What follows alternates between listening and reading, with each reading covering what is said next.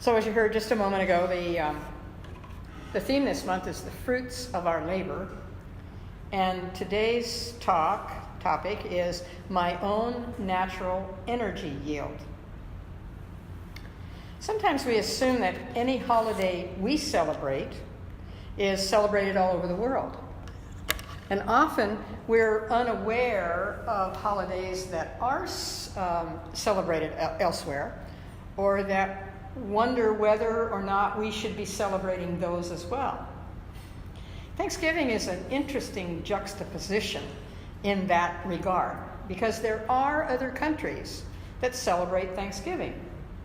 Perhaps not for the same reasons we do here in the United States, but they celebrate it. Often that we assume that it's a holiday to celebrate the harvest. And certainly when our country was agrarian, that was a significant part of it. At least the part that the Pilgrims brought with them from England when they immigrated here and began to develop a life similar to what they were used to. But Thanksgiving also became a part of their celebration with the Indian tribes that they had joined with in the sharing and feasting in those early years. So I'll talk more about that next Sunday as we approach this year's Thanksgiving celebration here and how it's celebrated around the world as well. But this is a time of the year when reaping the harvest is still a significant part of the lives of millions of people throughout the world. When folks harvest the fruits of their labor, so to speak. And though many plants and trees grow and bear fruits, vegetables, or grains all year long here in Hawaii, that is not the usual circle of crop yielding throughout most of the rest of the United States, or the world, for that matter. So in the natural energy field of foods, there are cycles of planting, growing, bearing, and resting. Well, how about in the patterns of your natural energy cycle, your yield? How often do you cultivate your energy field or address its yield? Because you see, that is significant, if not absolutely necessary, in the reaping the harvest of your expanding consciousness and benefiting from the fruits of your labor.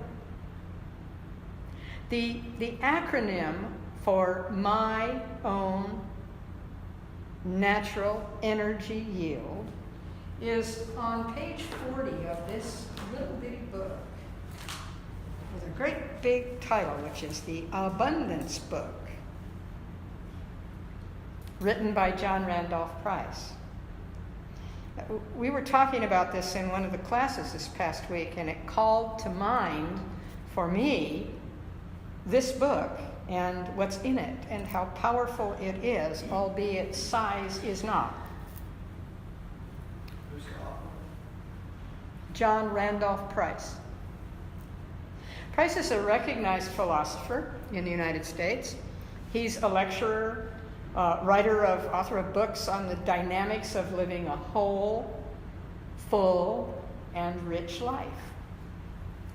And though his acronym, M for my, O for own, N for natural, E for energy, and Y for yield, addresses the medium of exchange we commonly use in today's world, called money. Price underscores the fact that consciousness is the key to life, and that abundance in countless forms shows up as our consciousness is expanded to what he calls the glorious inner realm of limitless certainties. Remember, we talked about that last week, those of you who were here, in describing the process called infinite potential. There's a word that has bounced around in metaphysical circles for a long time. It's known as blissipline. Blissipline. Let me spell that for you too, although it's not an acronym. It's BLISSIPLINE.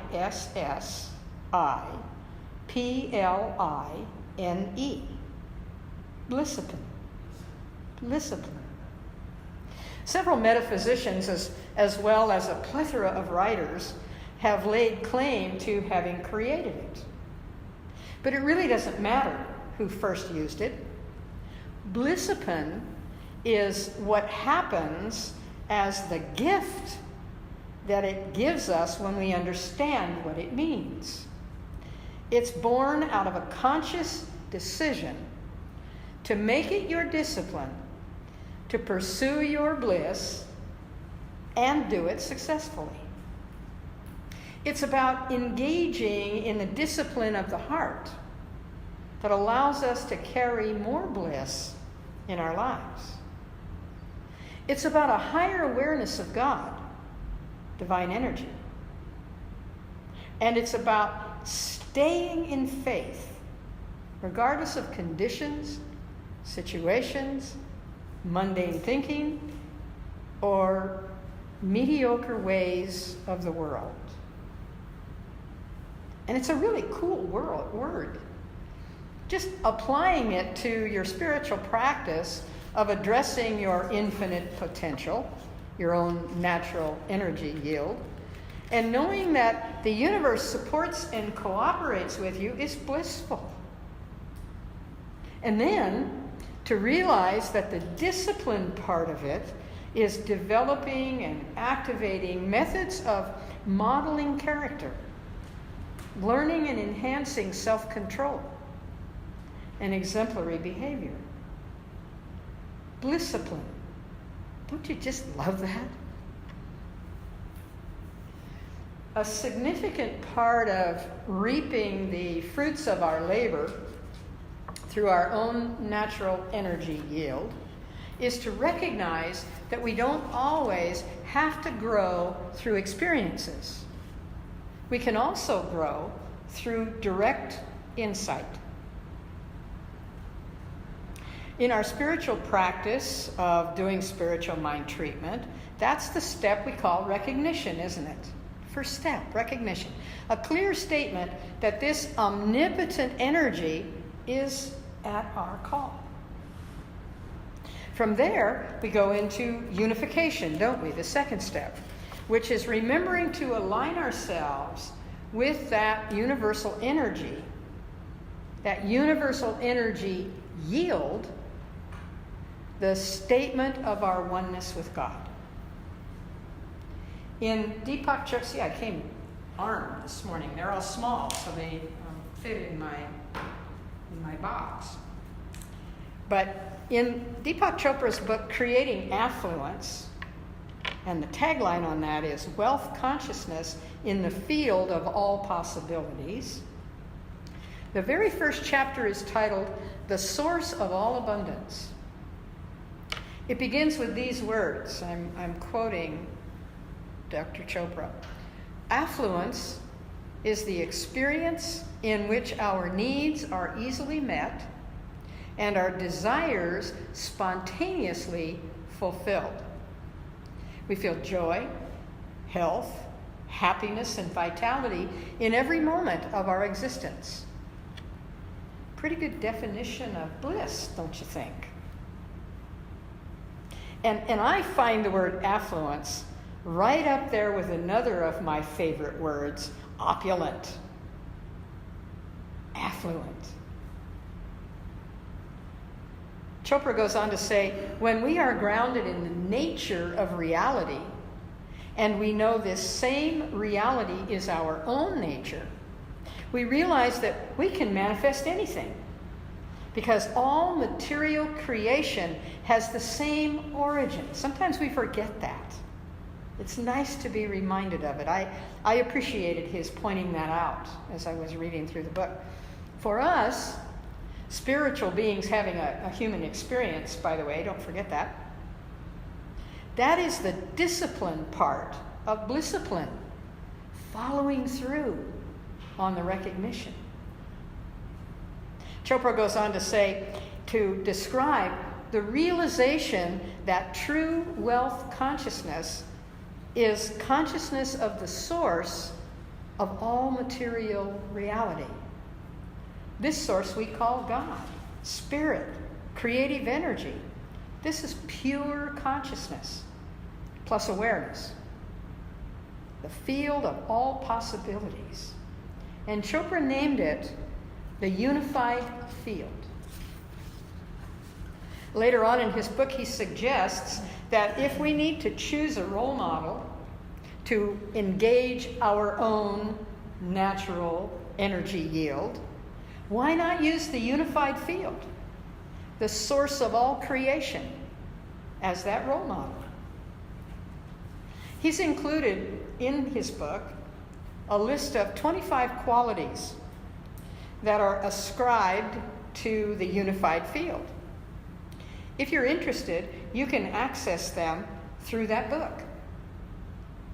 But I would be derelict in my duties as your spiritual leader if I didn't give you a few examples, just to tempt you a bit. Examples of what is on that list, just to whet your appetite, so to speak, to know more. So here are a few on his list of qualities ascribed to the unified field. Number 1 is infinite organizing power. Number 2 is perfect orderliness. Number 3 is infinite creativity. Number 4 is perfect balance. And number 5 on my list this morning is self-sufficiency. Now, you can get the details by going to the book and reading about that. In fact, I think this book may be an audiobook as well. You might want to check into that. And wait till you hear this one. Number 25 on Dr. Chopra's list is bliss. Bliss. Bliss, he explains, is when you are happy for no reason whatsoever, in the mere fact of existence. Bliss is inherent in the unified field. It follows us wherever we go.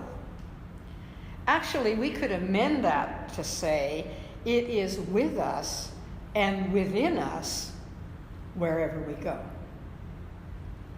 So to mingle that with the process of discipline, meaning to train, direct, and exercise with a regimen, to direct my own energy, my own natural energy yield, I am further developing blisscipline.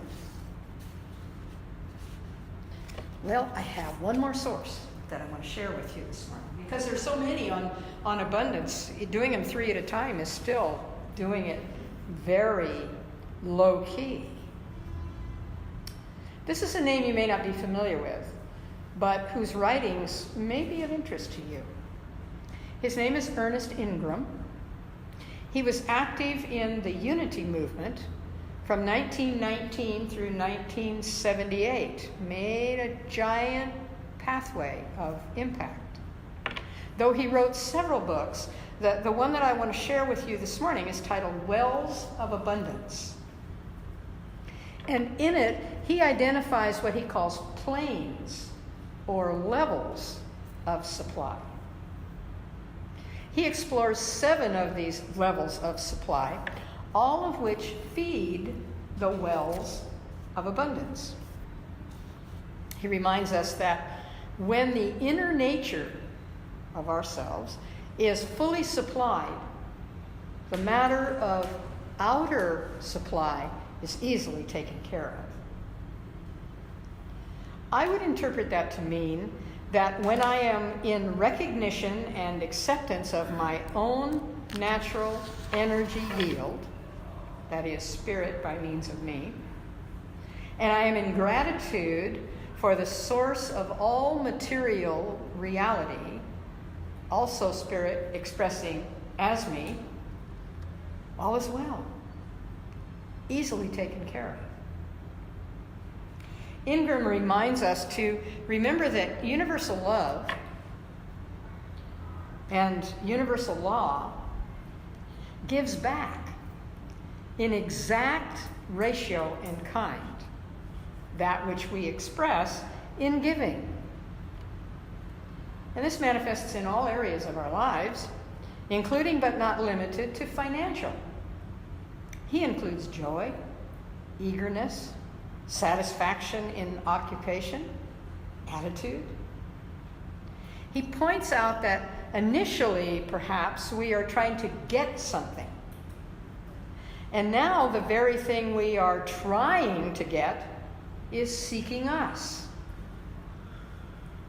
And even perhaps compounding itself. Another of his levels of supply is the law of attraction.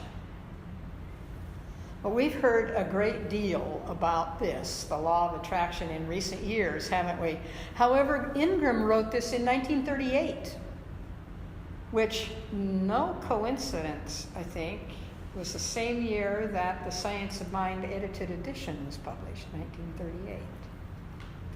In any event, Ingram wrote this and published it in 1938, so he may have been at the forefront of current attention to this concept of the law of attraction.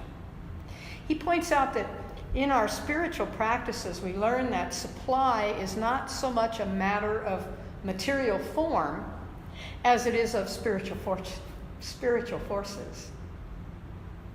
So much easier with the latter, the spiritual forces, and more continuous as well. Ingram uses the example of a horseshoe magnet. Most of you in the room, maybe with one exception, remember horseshoe magnets that pick up metal objects and how they literally jump onto those magnets. The law of attraction is like that. It's a radiant inner force which always has the power to attract its own kind from the world of form. So today I've given you 3 different resources which address ways in which we can address our own natural energy yield. These 3 authors, all students of the metaphysical, have come from very different backgrounds and time frames, yet their messages are similar. The universe fulfills itself by means of you, at whatever level you are currently functioning. God responds by corresponding to its own nature through you. I have one more resource you might just be interested in. This is a quote from Albert Einstein. He said, "I want to know the thoughts of God. The rest is just details." When we get this, we experience a fundamental shift, and we know that's my own energy field, natural energy field yield. And so it is. And so it is.